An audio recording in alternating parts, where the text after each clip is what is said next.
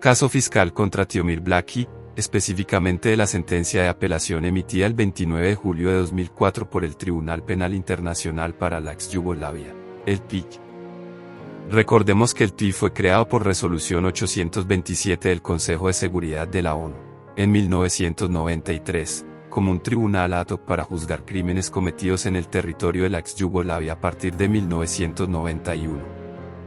Este tribunal tiene jurisdicción sobre crímenes graves contra los convenios de Ginebra, artículo 2, violaciones de las leyes y costumbres de guerra, artículo 3, crímenes de lesa humanidad, artículo 5, y regula la responsabilidad penal individual y de mando, artículo 7.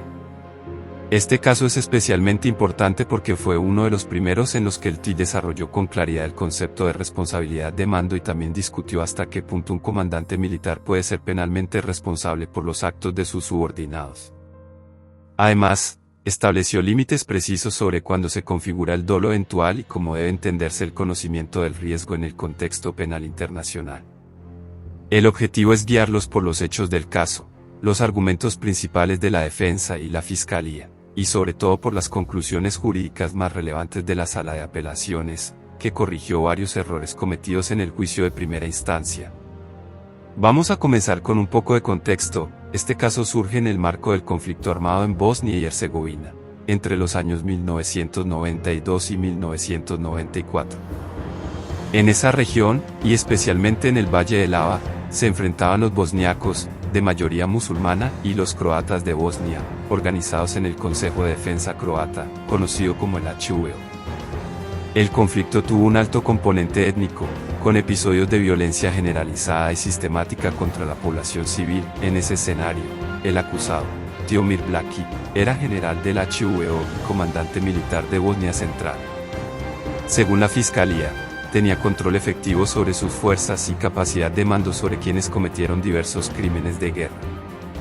La acusación fue presentada en 1996.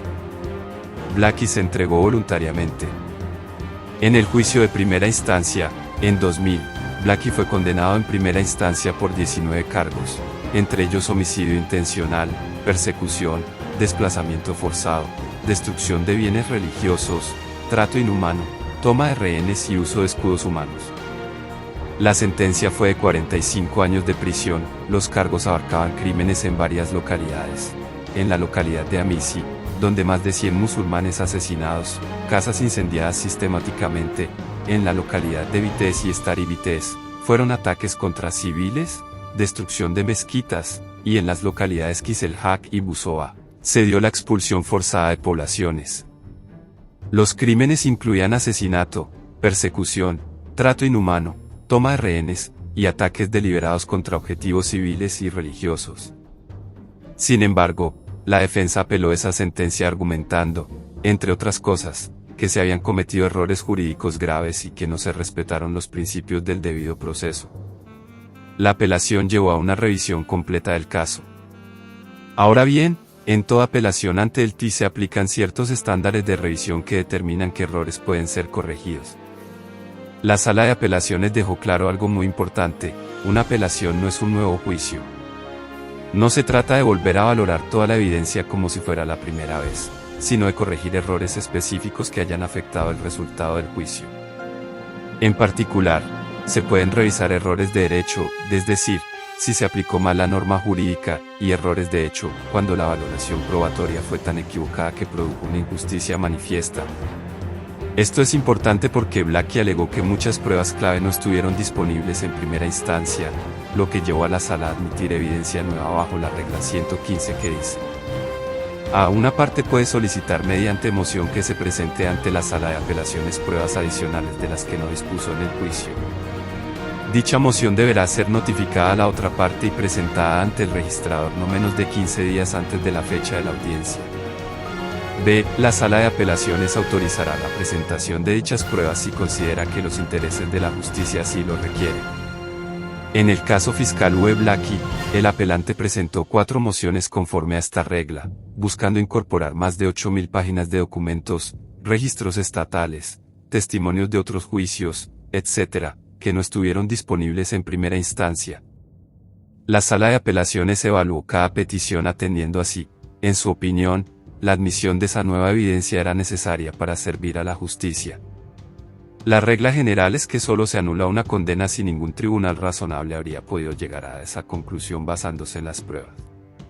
Este estándar se usó también en el caso Kupreki y se aplicó aquí.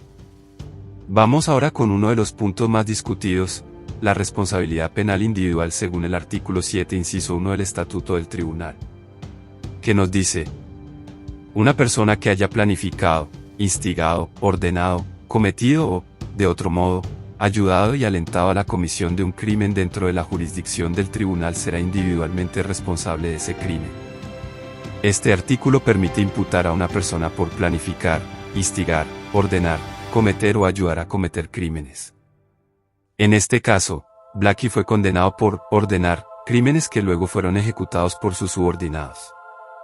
La cuestión clave es la siguiente: basta con que alguien haya dado una orden sin prever directamente que se cometería un crimen, o debe haber una intención directa.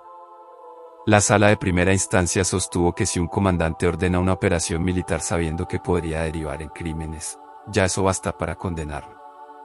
En otras palabras, aplicaron una lógica cercana a la responsabilidad objetiva o a una forma muy laxa de dolo eventual. Pero en apelación, la sala corrigió ese enfoque. Dijo claramente que el conocimiento de un riesgo remoto no basta. Para condenar por ordenar un crimen, debe demostrarse que el acusado sabía que existía una alta probabilidad de que su orden resultara en una conducta criminal, y aún así aceptó ese resultado. Esto es fundamental porque afina el concepto de dolo eventual. No se trata de prever una posibilidad lejana, sino de aceptar conscientemente una probabilidad sustancial de que ocurra un crimen. Y eso es lo que se debe probar para aplicar correctamente el artículo 7 inciso 1. Por eso, varias de las condenas originales fueron anuladas, porque no se demostró esa conciencia clara por parte de Blackie. Se corrigió este punto, afirmando que la mera previsión de un riesgo no basta, debe haber una conciencia de una probabilidad sustancial de que ocurra un crimen, y aún así el acusado debe aceptar ese riesgo. Esa es la línea entre dolo eventual y culpa por imprudencia, y fue uno de los principales aportes jurídicos de la sentencia de apelación. Pasemos ahora al otro tipo de responsabilidad, la responsabilidad de mando, regulada en el artículo 7 inciso 3 del Estatuto. Que dice: el hecho de que alguno de los crímenes contemplados en los artículos 2 a 5 del presente estatuto haya sido cometido por un subordinado no eximirá de responsabilidad penal al superior si sabía o tenía razones para saber que el subordinado iba a cometer tal acto o lo había cometido y el superior no tomó las medidas necesarias y razonables para impedir tal acto, para castigar a los responsables. Aquí no se trata de lo que el acusado hizo directamente, sino de lo que no hizo, teniendo poder de mando. Es decir, se analiza si como superior no previno o no sancionó crímenes cometidos por sus subordinados. Para que se configure esta responsabilidad, la Sala de Apelaciones explicó que deben cumplirse 3 requisitos. 1. Que exista una relación jerárquica o de control efectivo entre el superior y los autores materiales. 2. Que el superior haya sabido o haya tenido motivos suficientes para saber que se estaban cometiendo crímenes. 3. Que no haya tomado medidas razonables para prevenirlos o sancionar a los responsables. En el caso de Blackie, sí se probó que tenía control efectivo sobre las fuerzas del HVO, al menos en ciertos municipios, y que conocía el contexto sistemático de los ataques, como en Amici, donde murieron más de 100 civiles. La Sala de Apelaciones confirmó que Blackie tenía control efectivo sobre sus subordinados, y en varios casos no actuó para evitar ni sancionar crímenes, como los ocurridos en Amici y en centros de detención. Cargos. Por eso, la Sala mantuvo algunas condenas bajo el artículo 7 inciso 3, aunque anuló otras donde no se probó adecuadamente el nexo de control o el conocimiento del hecho. Veamos ahora los alegatos de la defensa, que fueron varios y complejos. La defensa sostuvo, primero, que muchas pruebas clave no estuvieron disponibles en el juicio de primera instancia por la falta de cooperación del gobierno croata. Eso fue cierto, y de hecho en apelación se aceptaron más de 8.000 páginas de prueba adicional. También alegaron que no había evidencia directa de que Blackie diera órdenes criminales, que algunas acusaciones eran vagas o ambiguas, y que no tenía control sobre todos los hechos que se le atribuían. Uno de los argumentos más técnicos fue que la Sala de primera instancia confundió la responsabilidad individual del artículo 7 inciso 1 con la responsabilidad de mando del 7.3, sin distinguir con claridad qué hechos atribuía bajo cada modalidad. La Sala de Apelaciones reconoció ese error y fue una de las razones por las que anuló varios cargos. Pasemos a la decisión final. Después de revisar todo el material adicional, los argumentos y los errores jurídicos, la Sala de Apelaciones anuló varios cargos y redujo la sentencia de Blackie de 45 a 9 años de prisión. Sin embargo, se mantuvieron condenas por algunos crímenes cometidos en BTS y Amici, así como por el uso de trabajo forzado y la toma de rehén. Es decir, Blackie fue exonerado de gran parte de la responsabilidad penal directa, pero se le mantuvo la condena como superior jerárquico que no evitó ni sancionó crímenes bajo su mando. ¿Cuáles fueron los aportes jurídicos de este caso? Primero, este fallo afianzó los elementos del dolo eventual en el derecho penal internacional, aclarando que no basta prever un riesgo, hay que aceptarlo con conciencia de que es probable. Segundo, consolidó la doctrina de responsabilidad de mando, que luego fue aplicada en otros casos del PI y también del PIR. Y tercero, delimitó la importancia de la prueba del control efectivo y la necesidad de distinguir claramente entre responsabilidad directa y por omisión. Para cerrar, el caso Blackie es un precedente clave en el derecho penal internacional. Mostró que un comandante no solo responde por lo que ordena, sino también por lo que permite con su silencio.